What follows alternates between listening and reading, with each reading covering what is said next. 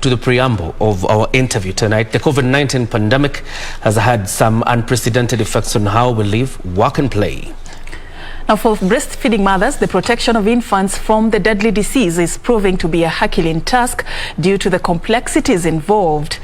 Jackie Wambiru with details of how some mothers are throwing caution to the wind, choosing to be guided by instinct and basic hygiene when balancing between personal care and breastfeeding. Have a look. Meet Emily Wahome, a mother of 3.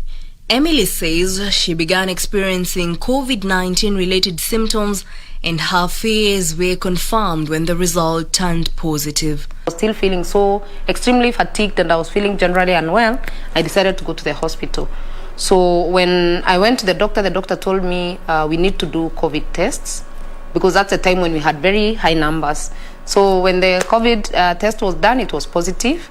The doctor advised me to isolate myself for 10 days, but I didn't manage to isolate myself from my children. At the time, she was breastfeeding. It was very scary because I knew that if I continue breastfeeding, I would expose my baby to COVID-19.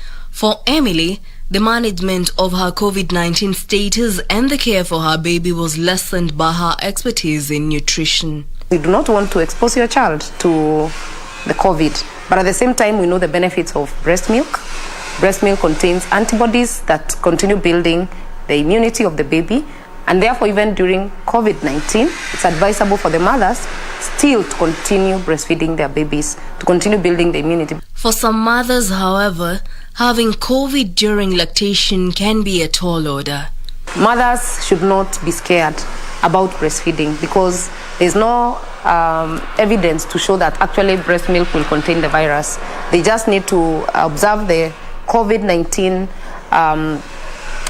rules of washing their hands, keeping personal hygiene, and wearing their mask as much as possible.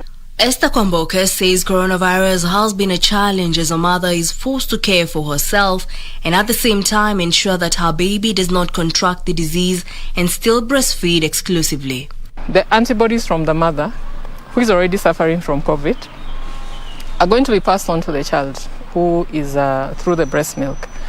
And so that is going to be passive immunity that is going to be passed into the child, because then the antibodies are going to start acting like immediately within the child. So there's not been any evidence that COVID is spread through breast milk, and there's not been any evidence that if a mother actually breastfeeds and she masks up and she does all the hygiene practices, that she's going to transmit it to her baby. Emily says a healthy support system comes in handy during such difficult times. If a lady is stressed, if a woman is stressed during breastfeeding, that is one of the things that impact or bring the milk supply down. So she needs to be emotionally prepared for it. She needs to be given support. If she is stressed, she needs to be cared for so that she can be able to continue breastfeeding. Postpartum depression most of the time occurs when ladies do not get enough support. Once she knows that the breast milk is not going to be transmitted through the COVID is not going to be transmitted to her baby through the breast milk, then she's going to be confident and she'll stop worrying. Once she knows that the antibodies in her body are actually going to be transferred into the baby and it's going to give the child passive immunity, then that is also going to help her gain confidence and stop worrying too much about the baby. Though there has been a push to have employers designate areas within their workplaces for breastfeeding, the COVID-19 pandemic presents a major challenge. I'd like to appeal to the employers is that this space is very necessary. If we want a productive mother, then we need to make her comfortable.